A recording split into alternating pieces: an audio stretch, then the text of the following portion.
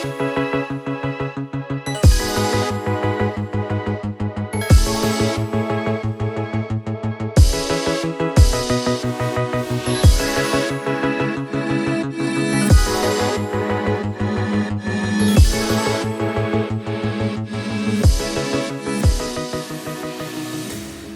everybody. My name is TJ. This is Tim, and we are the Yinzer Bros. We're here on our inaugural podcast with you. We are excited to be here. Again, this is going to be an exciting time. This is the podcast designed to keep you up to date with all Pittsburgh sports. We're excited about it. Again, some of the genesis of this, Tim and I, obviously we're brothers. We're the Yinzer Bros. We spend a lot of our time talking about Pittsburgh sports. Usually people on the outside, they'll be listening to us, and it seems to bring them pleasure to kind of see how we kind of poke at each other and how we reason our sports theories together.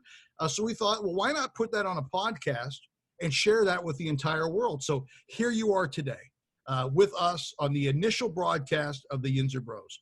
Just to let you know, if you'd like to contact us, if you've got any questions, you've got anything you'd like us to talk about, you can email us at yinzerbros@gmail.com. Again, yinzerbros@gmail.com, and we'll see if we can work it into our program. It's going to be great. A little bit about us to start. Tim and I, we are Pittsburghers, born and raised, middle class, solid middle class. We are Greek and Italian, so we are all about the ethnic food. We're all about the diversity thing. That's just who we are. We grew up to the east of Pittsburgh. Both of us, we played sports. We are athletes, amazing athletes in our own minds. We strapped up the chin strap. We laced up, the shoes. We played baseball, football. We did it all. We actually both graduated from Gateway High School, the perennial powerhouse of the East. And it was a phenomenal time for us. And I got to tell you this, we're one of the few schools, even our high school colors were black and gold. So believe me when I tell you this, we bleed black and gold. We just do. Now, there's 9 years between us. I'm 9 years older than Tim, even though I'm much better and younger looking than Tim, and I have way more hair, just the way that it is. So that's just where we are. We're the Yinzer Bros. So to get you started, to get you a little bit more knowledge about who Tim is, Tim, give us one fun fact about who Tim Harris is. One fun fact about who Tim Harris is. Now, when I look at you, fun facts, I think fun. That's the word that comes to mind. I mean, fun fact? Slightly miserable. Is that a fun fact? I can validate that. You are slightly is a strong word. I have good days. I have bad days. That's true. You do. That is true. You do. So again, and then, a fun fact about me, I love to eat. So that's just, I think we both do. It is what it is.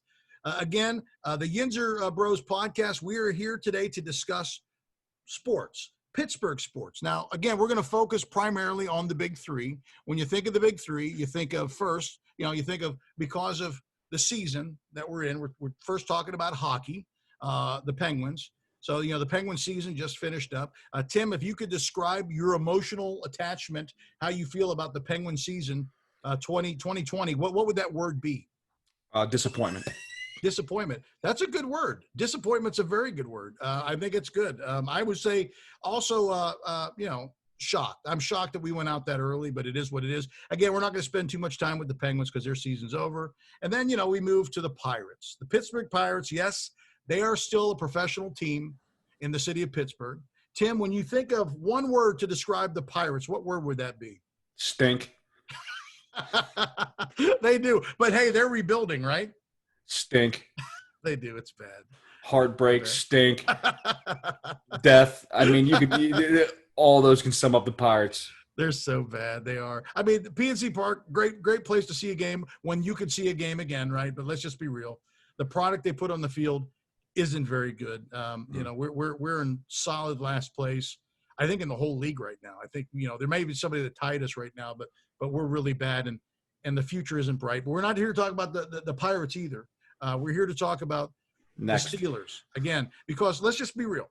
Pittsburgh predominantly is a football town. It is. So, over the next, for our most recent podcast, you're going to hear a lot about the Steelers because the Steelers are in season and they're just much better than the Pirates. I'll tell you this. If you hear us start talking about the Pirates, that means that the Steelers season is really bad. When we start bringing up the Pirates, that means, it's bad. You get all the knives away from everybody. It's a bad season, right? So again, we're going to start, the football season is upon us. Monday night, the Steelers lace up their shoes again. They lace up the cleats. They start off with the Giants, but really the Steelers story, doesn't start just from training camp or even from, what's going to happen on Monday night. It really starts in 2019.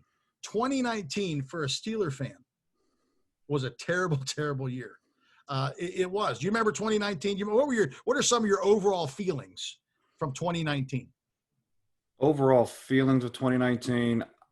I mean, at times I was shocked, but I mean, it's one of those things you're miserable. You're miserable because the team, you know that they're not going to be good. I mean, especially, when you see number 7 go down that first game, you don't know if it's going to be for the season, a week, or if it's even going to be the way that looked at, for a career. I had flashbacks of having to go 10 years with, guys like Kent Graham and Mike Tomczak and Cordell. I just bad names. It went through my head. Mark Malone, Tommy Maddox, bad names. Mm-hmm. Anybody too that, and we got to be careful. Sometimes I know that Ben may not be everybody's cup of tea, but I'll tell you what, it gives you an idea of what he brings to the team and what he adds to us. So 2019, even with Ben, didn't start out very well. We start out 2019. We play our arch nemesis, more for us than them probably, the Patriots, and the Patriots just crush us. They beat us I think it's 33-0. I don't remember how many, interceptions Ben had. It was a bad day. It didn't even look like we even belonged on the field. So you start out 0-1, but you think you're the Patriots, we'll get better. Hopefully, maybe, Brady will twist his ankle or something like that. We get crushed. And then we move into week 2, we play Seattle. And then it happens. The thing that you're talking about, Tim, again, the thing that collectively, put every Steeler fan on edge. With Ben, describe how you felt when you saw him grab that elbow and you knew that something was wrong. I remember turning to my wife going, "Hey, this is not good. This isn't good." It was one of those things you don't see the contact. You're kind of going, "Whoa! This is a different ball game." So again, I think I sat there and I had quick visions of growing up in my past and seeing Cordell Stewart and seeing Mike Tomczak, Tommy Maddox, and I'm going, I don't know if I can go do another 15, 20 years of that. So that's kind of where I was. I mean, you're in shock and awe. I mean, you're in shock and awe. You're one of the things after the game, you're immediately hitting the ESPN wire to make sure, is there anything coming out? And you don't hear anything, and you're kind of and then things are it's getting worse and worse and worse and worse. So it was hectic. I was actually holding on to hope a little bit because, Ben in the past has been known maybe to be a little bit of a drama queen. So I thought, well, maybe it's not as bad as we think it is. And then we got, when you start talking about surgery, we're like, oh no, it's bad. But then, in the heat of the moment, we get to see Mason Rudolph. Again, we drafted him for this. He's going to be the heir apparent, and he runs out on the field and he's not terrible. He's not awful for running out there. And we lose a close game. We lost a lot of close games other than that New England game. We lose 26-28, and it's not bad, but there's a little bit of hope. At least in my heart, there was some hope. Then we march into San Francisco, and again, it's another close game, and Mason's not terrible. He's not – you could tell he's got skill. He's got a good arm. He's got, good size. He's about the same size as Ben, right? And, we're close. It's close, and then, we have a big fumble by Connor. And then, we end up losing the game, 24-20. And it's not as bad as it could be, And then we march into our real arch nemesis, the Ravens. And then it happens, That's the day, a day that'll live in infamy when Mason takes the shot, and he gets concussed. And, there's concussed and there is concussed. And he got concussed. But by the way, do you know the guy that concussed him? I think it was Earl Thomas, right? Earl Thomas, the one that just left. He just left the reservation there for the Ravens. So he's gone. So what went through your mind when you saw the melee with Mason Rudolph, and that look, man? He had a bad look. Truthfully, anytime you see a human leave the field with no face mask on. It's bad. Nothing here. It was bad. You're thinking football should be his last priority right now. Yeah, you're right. I thought he was dead. Like, I played football for quite some time. Yeah. It was hard enough taking this face mask off of this helmet, and to leave a field like this.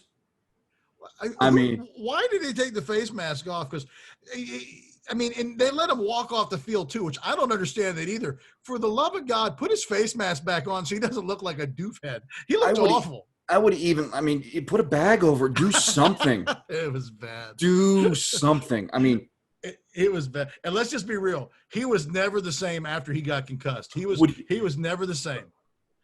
I just have this on and I don't feel the same. I'm not concussed. It just I don't.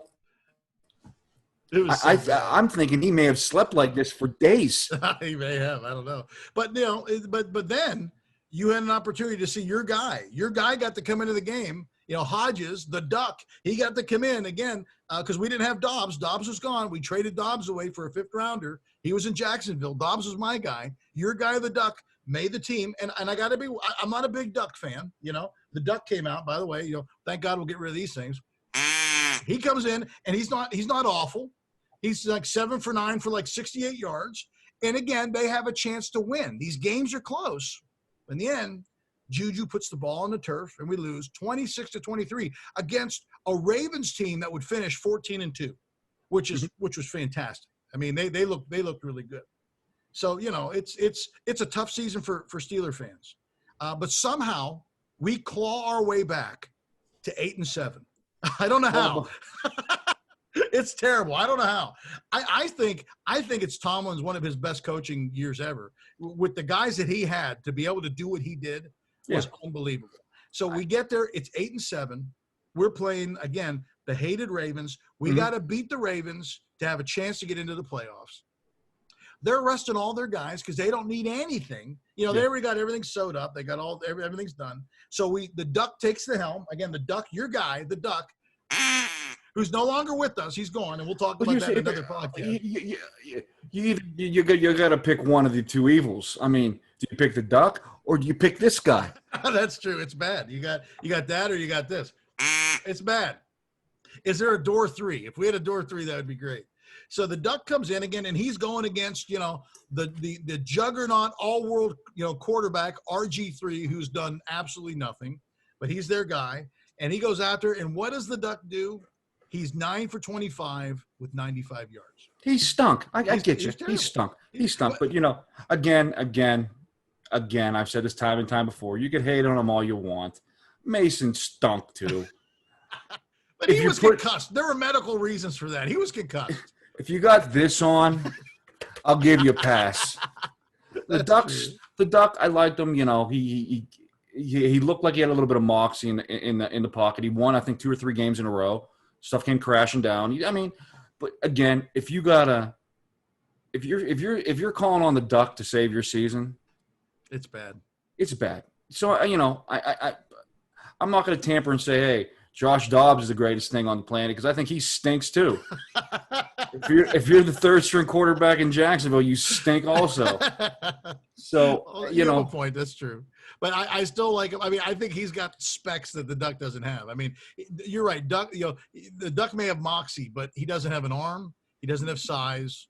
And I don't. Where did he graduate from? What college did he come from? Was that a beauty school? Where did he come from? It was like Munford and Son. I don't know what it was. It's bad. It's a bad place. So he's gone now. But he is bested in that game by RG3, who goes 9 for 20 for 21 or 11 for 21 for 96 yards, and we lose. To the Ravens 28-10. And but gratefully the misery's over. They kind of put us out of our suffering. And then, we got to watch, the Kansas City Chiefs do what they did for the rest of the year. Mm-hmm. So, as we look back on 2019. The sad part is, in my stupid Yinzer brain, and I say that very, Yinzers, we have hearts of gold, crap for brains. It just is what it is. I thought to myself, if they get into playoffs, maybe they'll cause a little bit of damage. Yeah, no, they weren't doing anything in the playoffs. No. They weren't. I look back on it now. I'm going, just bad Yinzer. Bad Yinzer. Go ahead. The Duckies not taking us anywhere in the playoffs. So, yeah. but it wasn't a total waste. We had some bright spots in 2019. So give me an offensive bright spot that you had in 2019. The only offensive bright spot that I have is I thought Deontay Johnson was fantastic. I saw the kid coming out of college. I thought he had great feet. Thought he kind of – I hate to – you always don't want to compare people to people, but he had that look of feet-wise quickness as AB. So I thought he was a bright spot for the offense. He was fantastic. And he's – if he has another year – and it seems like the Steelers do really good in their second-year development for players. Mm-hmm. I think he'll be fantastic. You got any defensive bright spots from 2019? I mean, you can't not look at what happened to Mick Fitzpatrick. They get him in the trade. As soon as he kind of came over, that defense went from here to here. So, I mean. Now, let's just be real. You were not a big fan of the trade. Hands up. Yes. You thought it was a bad trade. You did. Tell everybody you thought it was a bad trade. I mean, when you got this guy and you got the quack guy, you're thinking, That's true. It's bad. You're thinking you're going to get a top 5 pick. So I'm thinking, top 5 pick, you may get a quarterback, may get the heir apparent to Ben. You suck for a season to get that top 5 pick. And I'm thinking, they trade, that's what it's going to be, not knowing how their defense was going to be at the time. Because, I mean, at the time, before they got Minka, their defense wasn't really great. And you're going on past years where their defense has stunk for the probably past 5-6 years. So, now looking back on it, they were drafting 17, 18. You weren't getting a player as Mika's caliber at 7, 18. I don't even know if you're getting a player of his caliber at 5. No, I don't think you know what I mean? He's special. Yeah. And he'll be special. He's young and he's proven, and he'll be special for years to come. I think those are good bright spots. So we enter 2020. Obviously, we entered with a lot of uncertainty. 2019 was behind us, but let's just be real. The uncertainty for us, it was all around number 7, Big Ben. We didn't know what he was going to be like. We didn't know how he was going to respond. He's 38 years old. I know this. The older I get, the tougher it is for me to heal. I'm not a professional athlete by any stretch of the imagination. So, there's a lot of uncertainty. And then for me, we get the first glimpse of hope. And that's with that tweet from Juju when he sends a tweet of Ben throwing that ball and he just looks at the camera and he says, he's back. That's when I started to get goosebumps. I started to get chills. Now, when did that happen for you? That video was – you start getting little feelings in that video. My big one was, so they're doing the documentary on Ben and how the shoulder or the elbow surgery and stuff like that. End of that first documentary when he's talking to his wife and the wife's, saying, I'll support you if you want to retire. And Ben looked at her and said, I'm not ready to retire yet.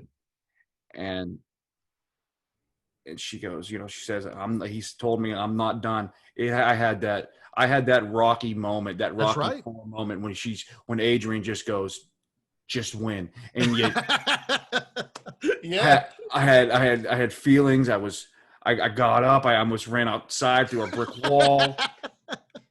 Everything was going through my mind. I almost put the helmet on and just took off outside. Well, you do that. You get a couple blocks away, and then the neighbors call. But I think you should go for it. Give it a shot. I don't know. I the way my body feels, I'd probably get 3 steps out the door running, and something would pull or tear. You can't do that because you are still committed. You said you think you have 4 plays in the NFL, right? We'll talk about that in the future at some point. 4 plays in the NFL. I hope that at some point as this podcast grows that one of the Pittsburgh Steelers actually gets to take you up on that 4 plays in the NFL. That would be phenomenal. That's just me. That'd be me. Just make sure the medical people are very close to, So Ben looks good, man. He looks good. Passes look good. He said his arm strength is coming back strong. Mika Fitzpatrick shared something, I think, 2 days ago where he said he's never seen a pump fake like Ben's. He's in awe of the man. So, again, there's hope for 2020, but let's just be real. As Ben goes, we go. If he's in place and he's looking like everybody says he's looking and he's durable, man, we could do a lot of damage this year as a Steeler team because we're a pretty complete team. We got a great defense. I think the offense is coming along. How do you feel about our offense this year? I think the offense is going to be. I mean, it all goes, as Ben goes. If you're relying on Dobbs and the Mason helmet to, get you through the season, you're going to be hurting. But I mean, if Ben's there, I think the offense is going to be. I like the additions of, the receiving core is looking good. I like the additions of Ebron. I think the offense is going to be, as long as Ben's staying healthy, I think the offense is going to be pretty good. Yeah, you're right. So give me like 2 or 3 bright spots on offense. What are some things that you're really targeting? And again, Ben could be one of those 3 if you want, but give me some that you're targeting.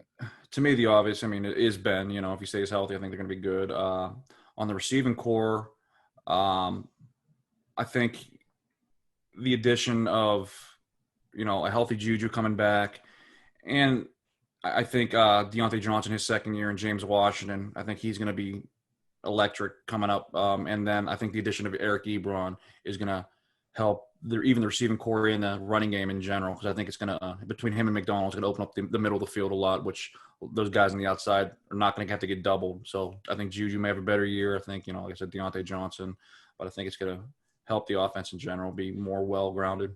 Yeah, now you left out Claypool. He's a stud. I mean, he's 6'4", 240. He's got Megatron, size. And now again, you weren't a big fan of that pick either. Hands Tim, up. right? Well, What's you not to like about this guy? So give me some of your concerns, and when did you start to turn it all around? When did your mind, your heart start to shift a little bit? I'm always gonna, anybody that's drafted from Notre Dame, I'm always gonna have my second thoughts on. But you're not a Notre Dame fan, huh? No, not at all. But then, I think it was when second week of the camp, I saw a nice little tweet by Joe Hayden saying, "Hey, this guy's going to be a problem." That's when I kind of knew. That's when I kind of knew. I was like, "Hey," I was almost ready to go out and buy the jersey, the Claypool jersey. So I'm excited about it. That's a big shift. And then I don't think we've had a receiving tight end like Ebron. His catch radius is unbelievable. Again, now, can he stay healthy? And he does put the ball on the turf every once in a while. We know that. If we can get between him and McDonald one complete, tight end, I think that would be fantastic. So maybe that'll be our thing. I don't know. I think there's a lot to. What do you think about our running backs this year? I mean, you got to stay healthy. I mean, I like Connor. I think Benny Snell, I've been hearing he's kind of slimmed down. I think he's going to have a bigger year than people think. I think you got a nice blend. You got the rookie kid they drafted out of Maryland. I think he's going to bring a little bit of a juice to that backfield. But I mean, I think again, it all stems down to Ben. You get some passing game going. It's going to open up that running game a little bit. But I do want to see that offense kind of shift from Ben throwing 50 times to Ben maybe being at, anywhere from like 20 to 30 times. So, and rely on that defense a lot more. Yeah, it needs to shift because Ben's not the guy that he was before. Let's get some power behind him. I love the addition. I thought picking up Derek Watt was a great idea because we just seem like we're better when we have a fullback, especially in the running game. Rosie Nix, he was a big loss last year. He couldn't stay on the field. He couldn't get healthy. He'll be a big loss on special teams. But I like having guys like that, just to kind of give us, a little different look and keep some of the big guys off of Connor. Connor's a hard runner, but he's not a huge thumper. I wouldn't call him a thumper. We'll see if Snell can do that. I don't know. So we know the offense is going to be whatever they're going to be. Again, what's nice about the Steeler offense this year is I don't know if there's that much pressure because the defense is absolutely incredible. So what do you think about, give me 3 bright spots or some overall thoughts about the Steeler defense in 2020. The defense should be, to me, the bare minimum top 3 defense in the league. You got playmakers on all 3 levels of the defense. You got Hayward and Tuitt on the line. You got Bush in the middle, and of course Fitzpatrick in the back end. So I think you're going to have a spectacular defense. I mean, to me, that's going to be your Steeler recipe this year: is the offense not turn the ball over and let your defense win these games. Yeah, well, they shored up. They got Hayward. They got him signed, which is great. Tuitt needs to stay healthy. That'd be great for us. And hey, there's a chance your buddy, your favorite player, may come back to the Steelers. I heard that Anthony Chickillo was released. So who knows? Maybe he'll get back in that outside linebacker rotation. I know you're a big Chickillo fan. It's not even. They bring that speed bump back. We got severe problems. Well, they did draft an outside backer, so maybe that'll keep Chickillo off the field. But hey, you never know. Tomlin knows how to work that magic. Chickillo shouldn't be on any field. But he knows the system, Tim. He knows and he's got the long flowing hair. So I mean, come on, man. He's the only outside rusher that I've ever seen with long hair that stinks. Yeah, he's pretty bad. Hey, you gotta like the we're a little light as far as in depth, maybe on the inside. Bush is a stud. He's going to get better. He's fast. Mm-hmm. Again, one of our Achilles' heels is this: if we don't have a linebacker built like him or Shazier, this defense doesn't work. So he's got to stay healthy. But I think they're a little thin there, but they'll be okay. And then, we got some good cornerbacks. Nelson was a great pickup. Hayden, you know what you get with him. Fitzpatrick's great. And I think, too, we talked about this earlier, getting Sean Davis back is a big deal as well. I agree. I think he's going to give them a lot of flexibility. But to me, like I said, you'll get to know me. There's one guy. There's one guy. So who is your one guy that's going to drive you nuts that you're going to focus on this year, Tim? There's one guy, you know him, Terrell Edmonds. Hey, he's a first rounder. He shouldn't have been a first rounder. He should have been a third rounder or fourth rounder. The guy to me is their only weak spot. I think he stinks. Now, Tomlin said he's got great football smarts. Well, there's a lot of people that are smart in this world that has football smarts. I think the guy, it's just, I don't think he can cover. I just think he stinks. I do. I think he stinks. I mean, you could put that on a T-shirt, print it up. I think he stinks. Yeah, I don't think he's very good. And probably another year or two he'll get out. But the defense does look very solid. And I got to tell you, I really I think they played, especially later, some of the more difficult teams well. You got a good offense that can hold on to that ball. I think they win a lot of those close games, so they did great. Here's the thing. I mean, I think their offense was 31st in the league last year. It was bad.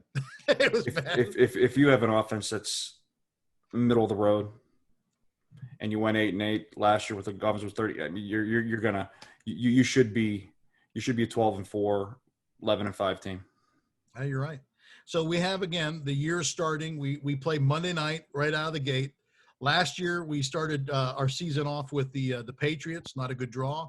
But this year we start our Monday night game. The season starts off with the New York Giants, which is a much better fit for us than I think the Patriots. Even though we know the Patriots are probably going to lose a little bit of steam this year, I'm interested to see what Cam and Belichick do up there. But we know last year the Giants were bad. They were 4-12. They got a new head coach again.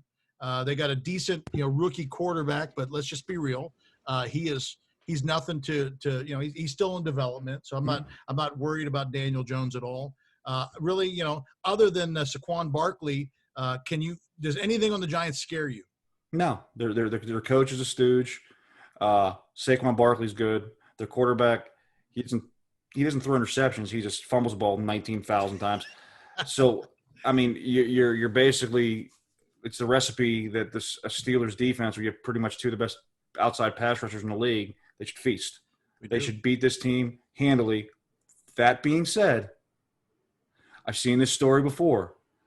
This story happens every year.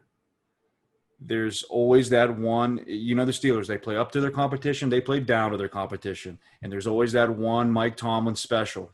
And if it's this game, Lord have mercy on this podcast. I mean, is there any way you could see the Steelers losing this game? TJ, I in my heart, in my head, I say no. But I also saw them lose to a one or two win Oakland Raider team with Terrell Pryor being their quarterback. That's true. That was a bad day to be a Steeler fan. That was a bad day. So again, we should win. How do you think we look, in the division this year? Let's talk about some of our divisional opponents, the mighty AFC North. Let's start out with the Bengals. Give me your take on the Bengals. They stink. Yeah, they're pretty bad. Cincinnati. I saw one clip of Joe Burrow running for his life against his own defense. They stink. I don't see Cincinnati being a threat. How about the Cleveland Browns, the mighty Cleveland Browns? They stink. The Browns, I mean, they have to prove it to me. They're always good on paper, or they've been good on paper the past couple of years. But it's Cleveland. Cleveland, it stinks. Everything up there stinks. Everything around there stinks. They stink. They were getting ready to hand them the division last year, and they didn't even play a game. You saw all the commercials, all the stuff, and they didn't play a game. Now, I have to be careful with Cleveland because I've got family that's dear to me that are Cleveland Brown fans. I don't know why. I don't know how you can vote for the Browns. I don't know how you can root for the Browns. I don't understand that. But God bless them.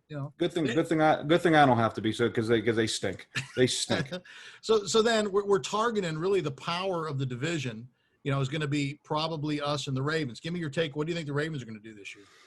I mean, the Ravens are going to be good. They're going to be good. I don't know if they're going to be as good as last year, but they're going to be. I mean, it's going to come down like it always does. I think in this division between the Steelers and the Ravens, that game in November, December to decide a division. I just see them. They're almost carbon copies of himself. Besides, I mean, Lamar Jackson's a little bit different, but the defenses, I think it's going to come down to us too.